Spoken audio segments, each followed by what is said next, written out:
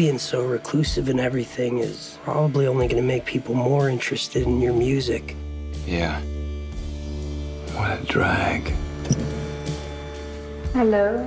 What is it? You look tired. Can't you tell your wife what your problem is? It's the way they treat the world. And now they've succeeded in contaminating their own blood, never mind their water. Typo negativo. Been expecting you for some reason, Dr. Faust. Welcome to the latest episode of the podcast That Wouldn't Die. I'm your host, Kevin. With me, as always, is Aaron. How do? This week, we're discussing the horror drama. I don't know what this movie is. Dude, I don't even think this is a horror movie. I don't think it is either. I don't think it is. I mean, there are vampires in it, although they never refer to themselves as vampires. The word vampire is never spoken. The movie is Only Lovers Left Alive. Which sounds amazing. What a great title. What does it That mean? could be a super awesome, like, emo band name, too. It could be. It could be. Instead, it's this movie. Because otherwise you're dead. You're single, you're dead inside. How can you even live your life? That's true. True. All true. Everybody's dead. Each week on the podcast That Wouldn't Die, we discuss guilty pleasures and forgotten classics of the horror and sci-fi genres with a comedic twist. Aaron, what's the latest with you? Well, I don't officially have to be back to work for another week, but there's stuff you got to do. So I've gone into work 2 days in a row. I'll probably go into work for 4 days, and I'm taking Friday off to pretend like I don't have to work. Like, I discovered to my horror, I thought I didn't have to go back till the 30th of this month, and I just happened to glance at the schedule. No, sir, the 23rd. Just slice off an entire week of my vacation time. My friend's husband just found out yesterday that he has to be back to work on Friday. No other district starts like that whole day earlier. Believe it or not, people who work normal jobs where they have to work all year round have absolutely zero sympathy for us. And nor should it's a they. different job. You know what it is? Job. Teaching is like doing a one-man show for 7.5 hours a day, but you got to write a different script every day. It is exhausting. It is exhausting. Correct. The first week that we don't work, we just lay on the couch staring. That's all. Literally. That's all we do. That's all we do. No, the best teachers. I know. Go ahead. The best teachers make it interesting, and then there's the rest of us. So there just trying to survive, baby. Just trying to survive. What are we going to say? Try to live for a couple more years. I have met teachers who are anxious to get back because they get bored, so they start working on their stuff throughout the summer. I don't want to be friends with those people. That means they've got nothing else. They're going to die young as soon as they retire because they're not going to have anything to do. Correct. I do not. I get bored, but I'm not reaching for my textbooks. You know what I'm saying? Let's not get carried away. What are we talking about here? That's madness. Dude, I am never bored during the summer. There's always something to do, some TV show to watch. I don't care if I'm laying on the couch or, I am not bored. I have hobbies. My wife has brainwashed me. If I spend too much time sitting on the couch watching TV, then I'm like, I should be doing something. I cannot just sit here and watch shows I'm enjoying one right after another. I must find something else to do with my time.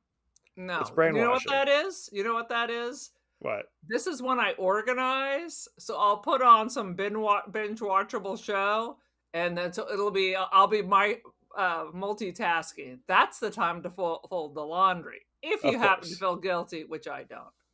I have binge watched shows where my eyes hurt. I feel physically ill. I'm like, I gotta stop this. One more. Well, I always tell the story. When I was away at college, I think it was my first year of college, I had classes Tuesday, Wednesday, Thursday only. And those other days, I would hit the Blockbuster Video, grab 3 movies. Maybe I knew what they were. I probably had heard of them, but maybe I'd seen them before. Cover. Just Right. based on the cover. You're like, Just Full based Moon on the cover. Entertainment? It's got to be great. I pick up a pizza on the way home, and then that's my Saturday. Pow. No shame in Mhm. my game. No shame in my game. I used to do that with my friends, even when I was a working person. We watch 3 movies, Absolutely. drink beer, get some takeout, and just watch movies till our eyes bleed. Not that long ago, I would have like movie parties where I'd be like, hey, everybody come on down. And I'd have like 3 movies. And inevitably, half the people would be like, after the first movie's over, is packing up their stuff. I'm like, whoa, what do you think you're doing? What? We're just getting started here. What you talking about? That's why you had to take their keys when they enter. That's They're like, right. "We're locked in a vault. There's no one leaving. No one here gets out alive." No one gets out alive. Damn it. I So. thought of we're in a book club together. We What about are. a cinema club? Everyone picks a movie I would be down for that. and then we discuss it. I like to that be think that's fun? our show, Aaron.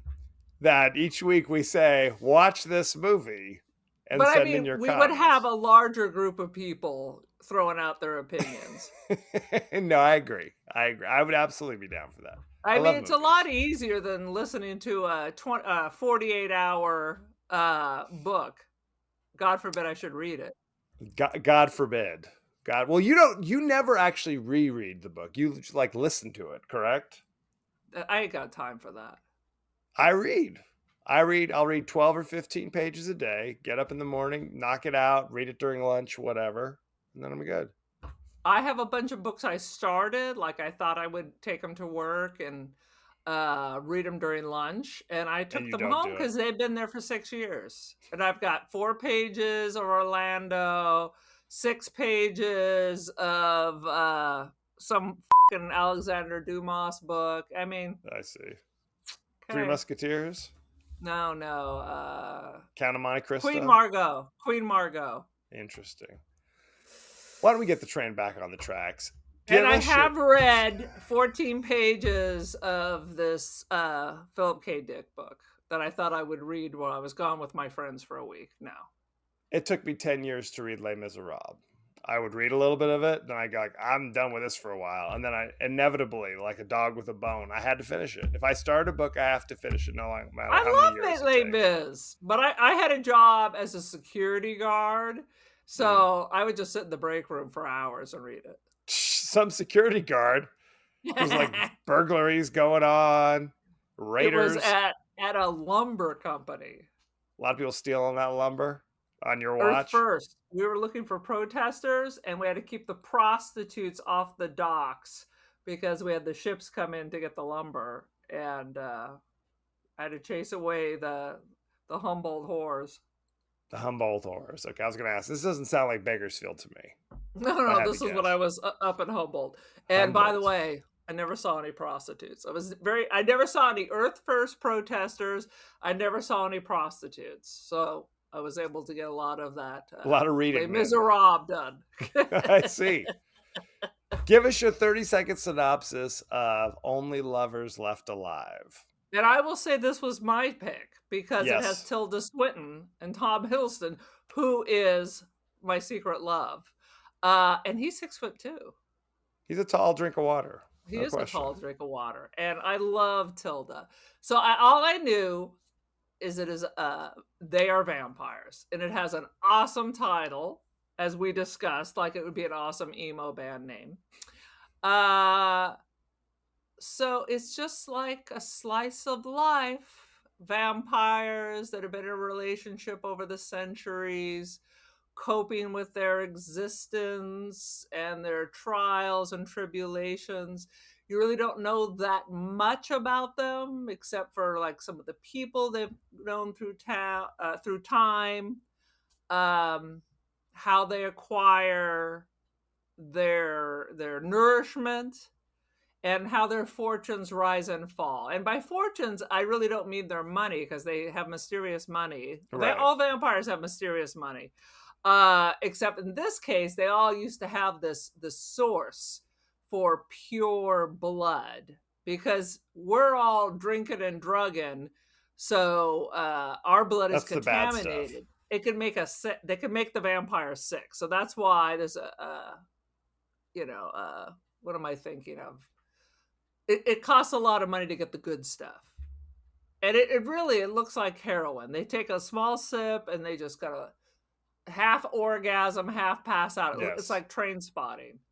And then they feel good, rock and roll. And it's just really a bit of time in their life. They really don't get too vampy until the very end when they're down on their luck and they no longer have a source for the good stuff. It started credits giving me, roll. Credits roll. Right. And you really don't see any. The only reason this is an R rating because they decided to have this weird naked picture of the two of them Yes. in the most unnatural way to sleep in bed with your hands twisted. I don't know what it is. They It's always just sleep in a something weird about it. way. Ain't no lie. They're always coiled around each other. They're coiled around. He always seems to be the opposite end of the bed. Like his head always seems to be at her feet Correct. and a pillow over it.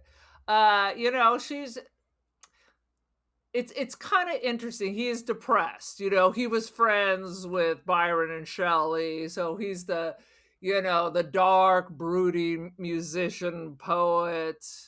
Correct. What is the purpose? And she's the opposite. She finds joy in the day-to-day. Correct. And that's what she says to him. She's like, in all these years, you still haven't figured it out. That's it.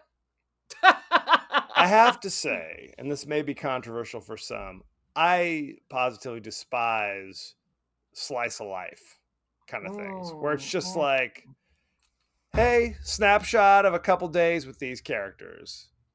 Nothing much happens. They just living their life, doing their thing. You'd never seen this before, correct? No. But you'd heard of it. You knew what it was about going in. I heard That's it why you picked somewhere, and it has like a 96. Oh, really? A 96 Something on what? On the Rottamo. Maybe you better take a second look. Well, that thing does change. It does change. It's a living document. It's a living. No, the title sounds vaguely familiar to me. Going into this, I knew absolutely nothing about it. Absolutely, I didn't know who was in it other than you told me Tilda Swinton was in this. That's all you By need the way, to know. This movie came out 11 years ago. And do you know what the age difference is between Tilda Swinton and It's Hiddleston? like 20 years. It's 21 years. 21 years, because she is ageless. She is immortal. Yes. She is the immortal beloved. Correct.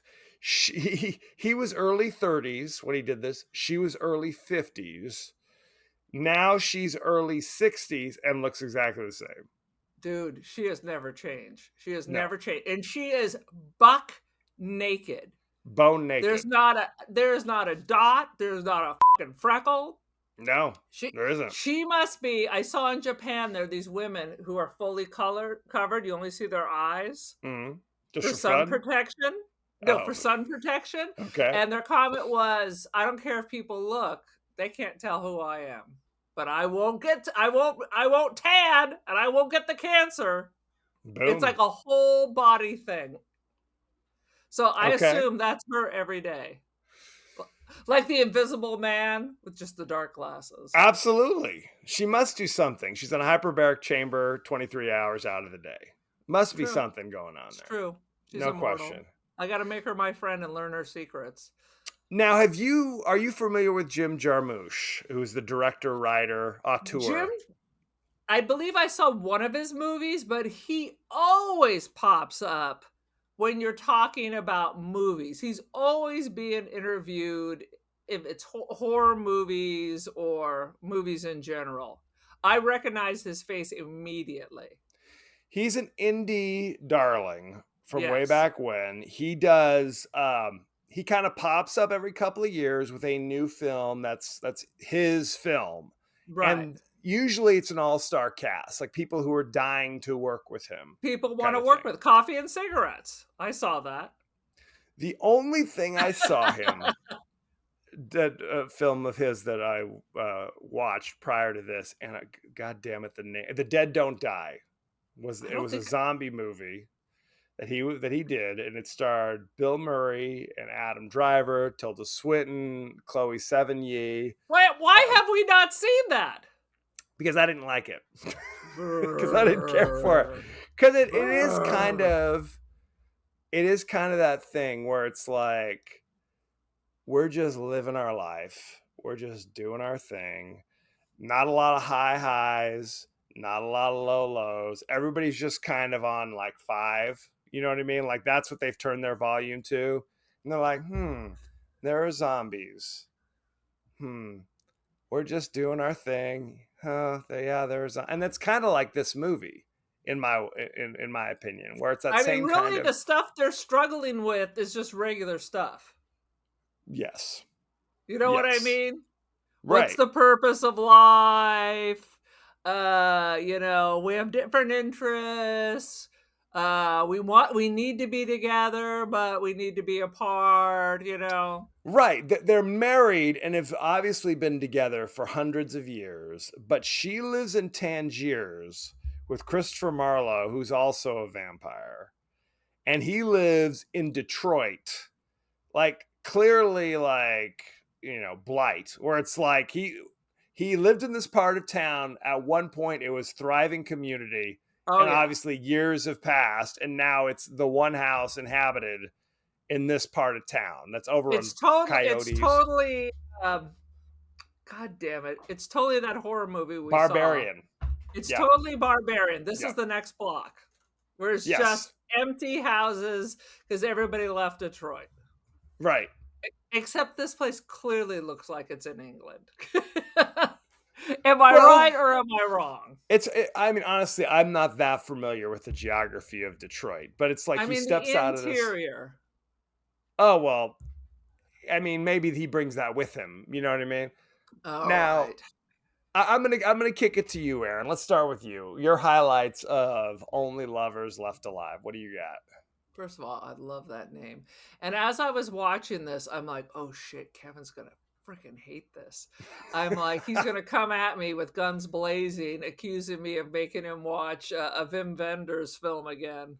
What was it? Is it Wings of Desire? Is it A Girl Walks Home Alone at Night? That's what I thought we were doing. That was always on the top list, and we were like, what the And people, it's not a poorly made film, but it's that kind of, low energy. We're just kind of doing our thing, which that's kind I of don't even know if I finished that movie. I finished this movie. As far as The Girl Walks Home Alone, the idea of the vampire and the burqa, that was iconic looking. It was a cool look. It was a very cool look, and we need to bring that back, but with an interesting story. Okay, fair enough. I like the gothic. I like the wanting and how they're coming together. They're clearly so perfectly matched. They're not fighting. They have interesting friends. They just need to come up with like True Blood. That's all I kept thinking. I'm like, now's the time for the True Blood. But nobody wants to live in Bon Temps, Louisiana. Well, they clearly love each other. Like the moment she appears, like, flying in from Tangiers, they can't keep their goddamn hands off each other. They're all over each other. It's magic time. They have interesting friends. Her friend in Tangiers clearly is William Shakespeare. He's Christopher Marlowe. Yeah. Right. Well, there's a point at the end where he's just like, Shakespeare really didn't write anything. It was me all along, but I had supposedly died. So I had to basically hand off all of my fine works to Shakespeare, and he took all the credit, was kind of what they said. And when Tom is there, it's Adam and Eve. So when Adam shows up, he's like, oh, I wish I knew you then. You would have been a great Hamlet. Right. Well, clearly they're old as hell. Right. But they make a point of not telling you how old they're supposed to be. Now, reading up on this, Jarmusch says that they're not supposed to be biblical Adam and Eve. They're not literally the first two vampires. No, they're like it was literally just a mistake. Like he chose Adam and Eve from a story by Mark Twain. That's what he was thinking about, and didn't realize that other people would draw a different connection until after he'd already written the Really? script. I didn't That's what he says. realize that the names Adam and Eve had been used in other places. Oh my I'm God. just saying what he Adam said. and Steve. Adam and Steve, 100%. What do you think the significance of the sister, Ava, suddenly showing up and throwing a monkey wrench into the shit? That's just part of life. Everybody's Right. got the wacky sibling. How many of these freaking non-vampire shows do you get your screwed up, messed up brother or sister shows up, Right. steals from you, wrecks your place until you got to kick them the F out? Yeah, throw their stuff out in the street. Get out of here. Except when you're a vampire, it's a lot easier to do. They're not going to be homeless. They're going to be able to get by. Well, what? I love that they what- all had dreams. They're like, oh shit, the dream is coming. Well, they said that she sent out the dreams to them to let So they them know could- she was coming. And Right. she's looking for them. Correct. Now that's the thing. It's what vampiric powers do they clearly have other than they can live forever? I don't know. Did you notice any other powers that you in this movie? Well, it's not like what we do in the shadow. No one was like popping into a bat and flying No, away. they They did weren't not. hypnotizing anyone. Not that we saw, right? Not that we saw. No one was really hunting them, so I'm guessing there's just not that many of them. I have a feeling like because they call humans zombies, Right. the zombie blood, which I thought was funny, the zombie blood is really tainted. So they Right. have to be very careful. So that's why, because I was like, part of the vampire's got to be the rush of hunting people down. There's so many fucking books you're going to read, right? Right. They seemed like not to do that at all until the very, No. very end out of desperation. Out of desperation. And I think that is because the pool is tainted. Well, I think they also said that if you're trying to keep it quiet, there are vampires around, then in this day and age, you have to be very, very careful. Right. Right. She said it's not You like. have to keep moving. Well, they were fine staying where they were when they had like kind of sources, right? He could go, Right. he marched right into the hospital, slipped Jeffrey Wright some cash, and he'd give him some O negative, the good stuff. And then he didn't have to kill anybody. There was never a point where he had to murder anybody because of it, because he could just get the Right. free, not free, but get the blood, from the tap, I guess. And she in Tangiers was able to get blood because Christopher Marlowe, John Hurt, also had like a hookup in a similar fashion. So there was, Speaking again, of this John movie- Hurt, also sold his soul to the devil? Does he? At least in costume, he looked about the John Hurt from Alien. So I don't know what's happening there too. He's one of those He guys looked who old was as shit. always old, but he's always old. He was looks old in pretty- the Elephant Man. He was old in Alien. I He think you're out doesn't of look your as mind. old as he is, since he's always old. Well, he's dead now, isn't he? Did John Hurt Is die? he? What? Well, it's I been was- 11 years since this movie. I have a feeling I he's, thought he he's was passed on. immortal. Google it. But this movie, it really isn't about here are evil vampires preying on innocent You're people. right.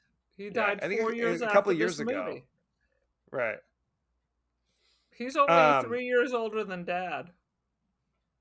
Oh, yeah. So it's much more just they're living their life. Tom Hiddleston is suffering from existential ennui Ennui. because he Absolutely. basically, well, right? Because what does he do? He stays in bed all day, every day. He has the Anton Yelchin who plays like his buddy in the music industry who brings him guitars and Dude, I don't guns even and know if he's in bullets. the music industry. He just Well- seems like a dude who knows how to get stuff. Oh, maybe so. But that's just his life. It's like here's a new guitar from 1905. And, oh, cool. And So that's I his life. wonder, well, he clearly suffering from depression, Right. had his assistant go get a special bullet because he was going to kill himself. Yes. But now his girlfriend is back, his wife is back, Yep. and now they're doing stuff. Although he does not take her dancing, he takes her for drives. Correct. Because he's kind of chill. Yes. He's like, I don't He's need not to go one to for the clubs. clubbing. Yeah. Well, because why do you go? Because people see you at the club. You know what I mean? If you just go for a drive, no one sees you. And that causes a problem when the sister murders his contact or whatever after they're hanging out at the club all night. You know, then it's like, Busted, what do we do? disgusted, can't be trusted. Yeah, she really jacked everything up, so they had to abandon and run. Right. And now they're in Tangiers where Christopher Marlowe drops dead. So now they don't even have a hookup in Tangiers. Right, he dies from drinking the tainted blood. Well, but he seemed kind of jacked Tainted anyway. blood. Oh. Tainted blood. When she's at the cafe in Tangiers, the dude Bilal comes up and says, "Oh, my master's not doing great," and then you see him, John Hurt, and his like arms are in like leg braces or something. Like he's already jacked up. So I don't know, why is he so jacked up? He brings 2 of those bottles of the good blood, and she only takes 1, and he stops and looks at it. Right. So maybe he was not imbibing. Maybe he's like her husband, and he's ready to go. So he was meaning for her to take all that. Well, and what do they establish? It's like they seemingly only take like a little shot glass of the blood when they take it. It has kind of a like you said, like they're on heroin or something. It's is their reaction to it. But it's a sipping tea. You're only supposed to kind of like do a little sippy sip. Sister was chug-a-lugging. So right. I guess you can sip it and that'll cover you. Right. But if you have an unlimited supply, you'd be chug-a-lugging. Well, right. She pounds it and Hiddleston's like, Jesus, take it easy. Slow it down. Over the night, she got into it and drank a whole bottle of it. Right. And then she found the stash and busted into it and filled up a whole flask full of it. So she's like sipping it. So of course Anton's like, can I have a hit off that? Right. So he has to like, she was going to give it to him. Right. Well, and you see, like, that's really their only, like, they can move really quickly. So he kind of takes it, does, and he's like, well, that's some kung fu, some stuff up in here. Some of that karate? He said something along those lines. But it seems like they only need a little bit at a time to survive. But if they don't have it, like literally they fly to Tangiers and are basically like collapsing, like weakness. Yeah. Like the next day, it's like they don't have any blood, and she's like dragging Hiddleston around. And that's what kind of forces them to be like, we have to drink the blood of those young lovers to live. So, but we're not going to kill them. We're going to turn them. Which, is that a good idea? I don't know if that's a good idea. I say kill them. And you need the little flask. There needs to be, I'm sure there's a vampire scientist. He's like an engineer. He's rigged up all this crazy shit. Yes. There needs to be like a little test where you could see if it's tainted blood or if it's good to go. Well, I think they don't want to have to drink from people for a variety of reasons. I think it's tainted blood. I think it's also a case of if you're killing a bunch of people, then the word's going to be out that there are killers on the loose, kind of thing. True, but you don't think either way. If they're turned, then they're missing people. They're not just hanging out at home. And who's going to say that they're going to follow your code? Who's to say they're not pissed that you just basically killed them and made them vampires against their will? That's not cool. That's not a cool thing to do. No. Now, what did they do with their buddy's body? There was just like an acid pool underneath a building or something? I think it's just Detroit is just so shot up that some of the old factories are just open pits of acid, Like perfect it's for the disposal of bodies. And it's nice he knew exactly where it was. oh yeah, rolled the body in there. He's in there. It's just like a skeleton. It Yeah, was like a house on haunted hill or something. dude, totally. That's What good to know. good But exactly. now they got to get the F out there because they're the last people seen with this. Right. Absolutely. So it's like, honestly, why even dispose of the body if you're fleeing the country anyway? Why does it even matter at that point? Well, they may want to talk to you. They're really going to want to talk to you if there's like an old rotten body. At least, if the body's gone, there's no 100% proof. And You were people just disappear last all the seen together. time. People disappear. It's Detroit. People It's disappear all Detroit. the time. It's They a drank sad some of that situation. Flint water, and that was it. Exactly. Roger and me, right? It was Roger and me. Uh-huh. Well, the jig was up anyway because all these rock and roll kids are kind of tracking down Adam because Right. his music is leaking. So who's leaking it? I thought Anton was leaking it because otherwise, how would the kids know where to go? That was a thing where I'm like, what is the significance of this? Because you're right. Hiddleston is like a composer, like, but he doesn't share his work. But somehow the sister's like, oh, I heard your songs in Yeah. LA. It's in clubs. It's in clubs Right. in Detroit. So maybe he is the one leaking it. You know, it's what he says versus what he does. He kind of floats it out there. Yeah, maybe. I mean, because you're right, because it's like the young music fans keep showing up like on the curb. They never knock. They're never No, like, they hey, did. The last did they bring time when there was the dead body upstairs, they knocked. oh shit. That's why he knew to look out the window because they thought it was the cops. This movie, man. What else you got? It's like if Dave Anything else? Grohl was next door. You might want to go over, hey, I'm I'm leaving out Dave of Grohl eggs. alone. Leave people I'm- alone. Dude, no, I'm out of eggs. I just need to borrow one. I'll bring it back tomorrow. See, now I have seen him twice. You Now got some eggs? Oh, you don't have any eggs? You got some sugar? So now you're the bread? guys from Funny Games, like showing up and like, give me where Do the you have any eggs? Oops. tampons, toilet paper? You got something in there. Let This me isn't borrow the it. 7-Eleven. Now, my question to you was: Tom Hiddleston's hair, was it Chris Robinson from the Black Crows? Is that what he was going for? His crazy Yeah, hair. it was very Veronica Lake. It was a little annoying, but finally by the end you could start seeing his other How eye. is it Veronica Lake? Because Veronica Lake was very famous for having her only one eye.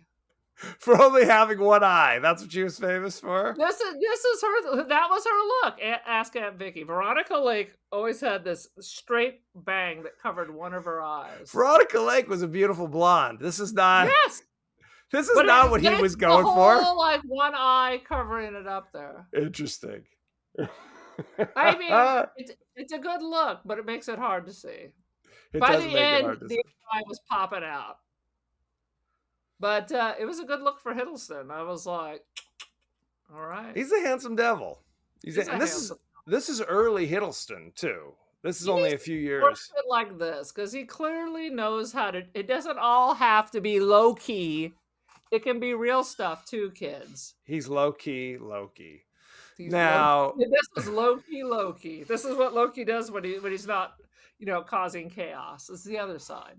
Now, why isn't he James Bond? Dude, he could be. I guess people don't see him as masculine. Who's the latest? I mean, Daniel Craig is very masculine. Yeah. So what? I what mean- is it All right. more important? James Bond needs to be toxically masculine because that's hot. I guess it comes down to because 100%. I guess it comes down to: do you prefer a Sean Connery, where he's more, alpha male, Yes. or would you prefer a Roger Moore No. who's not nearly as Alpha, but it's kind of charming and suave kind of thing. Which do you prefer? What emphasis do you place on your James Bond? I mean, for God's sakes, I mean, Sean Connery today, tomorrow, always. But I mean, Just a question. Is he dead now? No, Roger Moore was never my choice. Then there was the dude who was the 9th Doctor Who. I thought he was really good. He was like a tormented James Bond. And then there was Daniel Craig, also very masculine. And Wait a minute. The 9th Doctor Who was also James Bond? I don't know if I remember that. He only was it for one time. And they were trying. I remember this. That poor bastard. Yes. They were trying to revive Doctor Who in the 90s. Yes. And they brought, his name was like Paul McGann, I believe was his name. And they did a made-for-TV movie that was supposed to be like the pilot episode of a new series. It was a dark, brooding Doctor Who, and people are like, "We don't want that. We want a funny old man with a scarf." We want a funny old man with a scarf. So he was literally Doctor Who for one episode.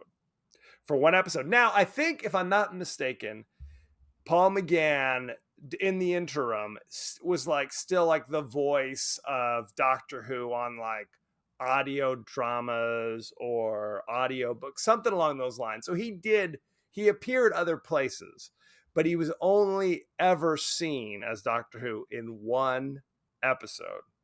And then it was probably another 10 years not Paul McGann, Christopher Eccleston.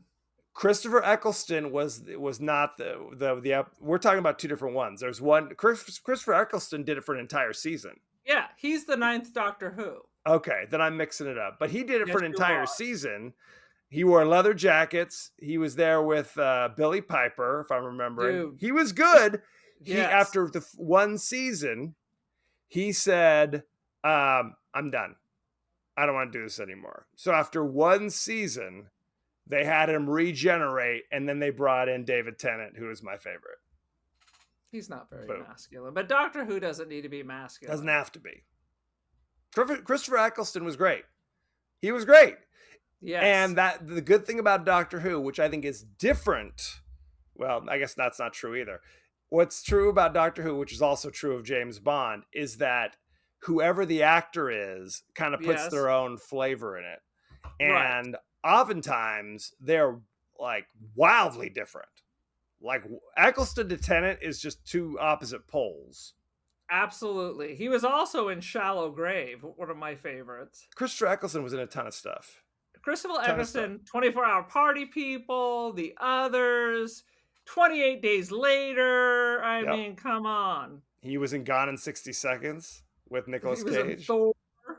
What, he wasn't? He was in Thor: The Dark World. Let's not get carried away. Dude, you know what? He was not a James Bond. He was never James Bond. I don't know what the hell you were talking about. I didn't know what connection you're trying to make. I thought he was a James Bond. Why would you think that? Boy, that went off. That went off the rails. Now, here are the James Bonds. Okay. All right. Sean Connery, obviously. Yes, he did it. best. If I'm remembering correct off the top of my head, he did 5. Okay. Did 5. Then they brought in George Lazenby, Australian guy who they thought kind of looked like Sean Connery. He did 1. They wanted him to do more, but in the late 60s, he said, "Oh, this spy stuff is kind of going out of fashion." He was kind of a hippie, a flower child, so he quit. They wanted to give him more. His girlfriend died at the end, and he cried. So Diana Rigg. Diana Rigg, his wife, was murdered by Blofeld at the end of On Her Majesty's Secret Service in a very special moment. Yes. It was a real moment. It was the only time a James Bond was sad. It was. And that movie is actually starting. People kind of poo-poo it because it's George Lazenby. It actually is not bad. It's starting to go up in people's esteem. Right. Then the producers were like, "Oh shit, what do we do? This guy doesn't want to come back." Sean Connery, they brought him back for one more, and he gave his money to charity. He did Diamonds Are Forever, which is classic. I don't know if it's a classic, but it is the first one where it's almost like this is a Roger Moore movie, which means it's kind of wacky, goofy things happen, strange settings, over the top villains. So he was done. Then Like they they're brought trying in, to do it like a live action Batman. Where's the Penguin? basically, that's basically what they were going for. So then they hired Roger Moore, who was a Because famous. he was on The Saint. He was on The Saint. He was on Maverick. Do you remember that show with James Garner? Yeah. Okay. Come on. It was a cowboy show. Roger Moore was on that. He was also on a show in the early 70s, late 60s called The Persuaders with Tony Curtis. So he was kind of a TV actor that people were familiar with. And he was a year older than Sean Connery. I mean, he was not unattractive. He was. It's just different. Totally different movies. Honestly, Roger Moore was the guy I grew up with. Saint, which is a James Bond kind of a thing. Yes, it is. Very much so. So he did 7 movies until he was almost 60 when he finally said, when my co-star's mother is younger than I am, it's time to hang up the James Bond. So he bounced. Then there was a year when a Roger Moore and a Sean Connery came out the same time. The battle of the James Bonds. In 1983, Roger Moore was doing Octopussy. How that ever was named Octopussy, how they got away with this, I will never know. Yes. The people who own the rights to the story Thunderball, which is a different company, said, we're doing our own James Bond. And they basically remade Thunderball, and they brought back Sean Connery to be in it in Never Say Never Again. Mm-hmm. That was that. So when that was all done, then they brought in Timothy Dalton. They wanted Pierce Brosnan. He was busy with Remington Steele. Timothy Dalton, I mean, he was in A Lion in Winter. He's like a real actor. A real actor.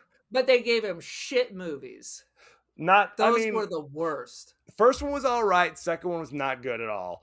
No. Then there was a huge gap of about 6 years where there was legal, like, courtroom drama shenanigans about who owns the rights, and does UA own the rights? Does Sony own the rights? What's the story? So by the time they were ready to do it in about 95, Timothy Dalton's like, I'm good. I don't need to do it anymore. Screw you. You're giving me shitty scripts. It's destroying my name. I'm an actor. Pierce Brosnan had just come off of Lawnmower Man, so he was very available to step back into the role. He is the worst James Bond of all. He was in 4 of them. The first one, Goldeneye, was pretty good. The other 3 are forgettable to lousy. He is. There's nothing. I feel like I could kick his ass. Right. He's a little slight, but he's very charming. He's a handsome guy. I'm sure he's not like a fascist or anything, but no. He's Irish. So there you go. Well, that's a plus. That's always a plus. A few years later, hired Daniel Craig. Love Daniel Craig. He did 5 of these movies, but they were like huge gaps. So it was like over the course of like 15 years. Yeah, because each one cost $200 billion to make. Correct. And some are really good, some are really lousy. He used to be married to Exene from the band X. Daniel Craig? Yep. He's currently married to Rachel Weisz, who's my secret crush from way back in the day. So now we've done this 20-minute bird walk on Doctor Who and James Bond. Any last thoughts on Only Lovers Left Alive? Idris Elba is supposed to replace him, right? Nope. Too old. They're going to go a little bit younger, but we don't know who. It might be Aaron Taylor Johnson. Whoa. Yes. Too old? Sean Connery. He's older than Sean Connery in Thunderball? Yes. He is. Idris Elba's in his 50s. I don't give a shit. He doesn't look 50. And you got Liam Neeson at 95 years old, still jumping out airplane looking for kidnapped relatives. That's bullshit. I love Idris Elba. I wouldn't complain. It's racist. They want a youngish guy, somebody in their early to mid 30s who looks like they've got a little mileage, but can do this for 15 years. That's what they want. They don't want to hire a guy who's 55. Okay, I don't fair care. enough. They've been buzzing Idris Elba for 5 years, and now it's like, nah. Well, the crazy thing is it's been about 5 years, coming up on That's 5 how years since long they it's did the been last buzzing that James he was Bond. taking over the role. They buzzed it The long last James enough. Bond was about They 5 years ago. yes. And So, at and there's that no time, announcement.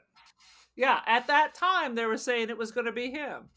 I'm very irritated about that. It's a That's sad bullshit. situation. Any was last great. thoughts on Only Lovers Left Alive? I enjoyed it.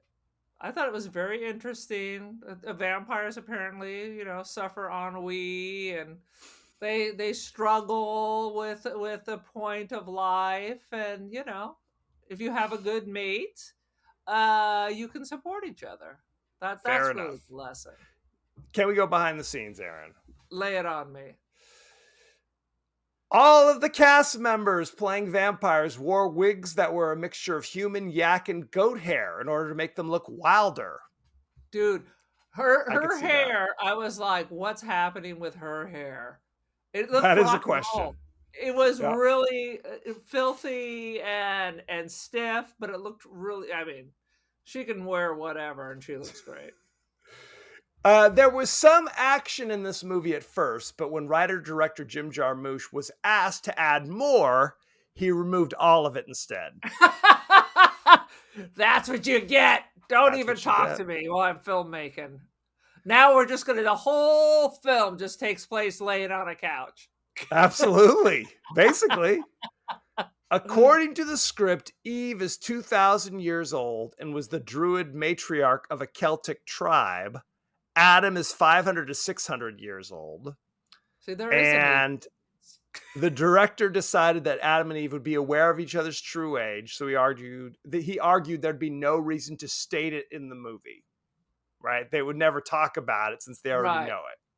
So that's why they don't announce it. Like, Kevin, I am aware of you that you are blah blah blah. Yeah, I talk about your age quite a bit though in every episode. you bastard. The white dwarf that Eve mentions to Adam while driving across the city is the star called BPM 37093, also known as Lucy, named after the Beatles song Lucy in the Sky with Diamonds. Its nucleus is cooling down, which makes the core pulsate like a giant gong.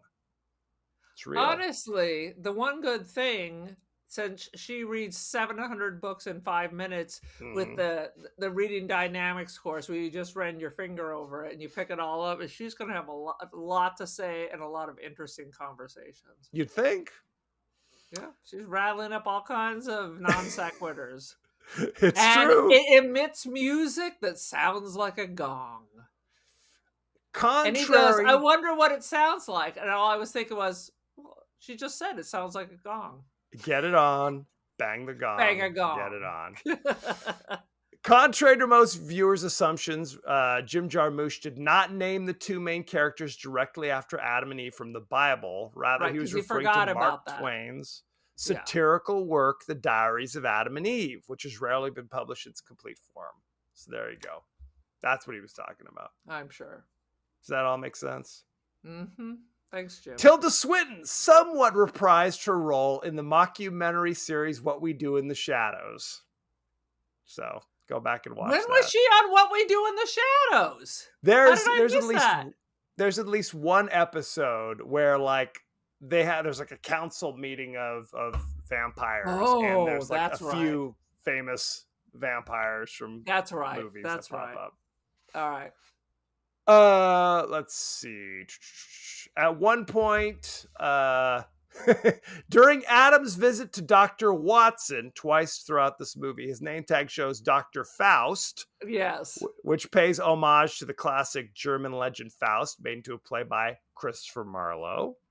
He then refers to him as Dr. Caligari, like the 1920s German silent movie, The Cabinet of Dr. Caligari. Yeah. So there you go. All sorts of good stuff. Subjects discussed by the characters include Jack White. They drive by his house. Oh, yeah. Nikola Tesla. Jack White. Ooh. Right. So it's meant to be kind of like, Adam has been a contemporary of all these famous people throughout history, all these kind of important characters, including Jack White for some reason. Who could say? I don't know if he knows Jack White. He knows him. They're chilling, they're jamming. But I think his whole thing is that the zombies are so stupid, they don't learn, they silence all these great voices. This is part of his depression. Right. They're ruining the world. What's the point? Right. Let's talk about What's the the cast and crew, point? shall we? Yes. Jim Jarmusch, writer-director. You know him from such things as Only Lovers Left Alive Yes. in 2013, Paterson in 2016, Broken Flowers 2005, and Stranger Than Paradise in 1984. Does that ring any And bells for you? Coffee and Cigarettes.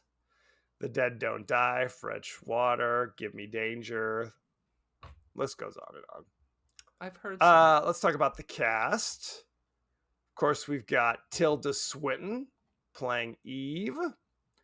You know her from such things as We Need to Talk About Kevin in 2011. we do need do. to talk about Kevin. We do. She was in Snowpiercer, which is a movie we should probably do at some point from 2013. You know I love the Tilda Swinton. She was in Michael Clayton in 2007. That's that George Clooney film. Mm-hmm. And she was in 2018's Suspiria. Suspiria. I'm having an episode. Which, of course, we didn't like as much as the original one.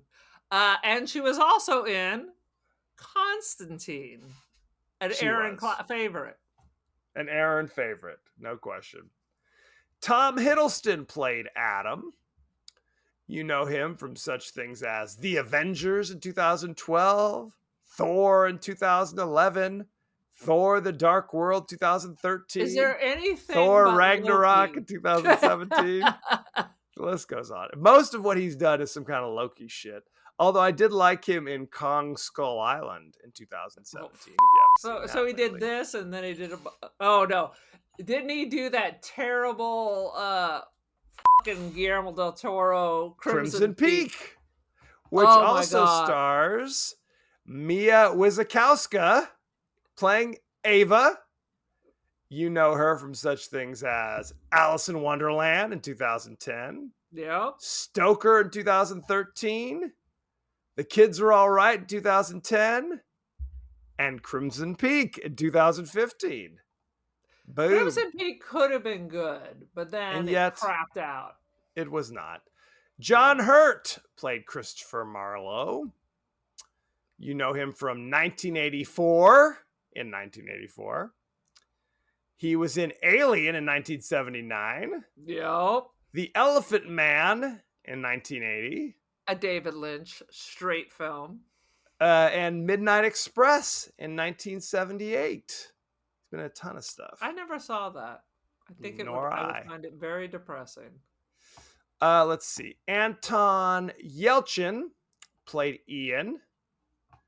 You know him from Star Trek 2009, playing Chekhov. He was in The Green Room in 2015. He was in Like Crazy in 2011 and Hearts in Atlantis in 2001. I didn't see Famously, any of he was those. also in the remake of Fright Night. And he actually died in 2016 in Oh a Lord, tragic car accident. horrible. So ironically, the two characters who die in this movie are also the characters who die in real life. So Yep. we're gonna spread that there's a curse attached to this. I'm not spreading anything. I just give the facts. People are saying. The facts is the Jeffrey facts. Wright. He's in this. He was, you know him from 2021's The French Dispatch. I love the French 2023 American Fiction, which I really enjoyed. Dispatch.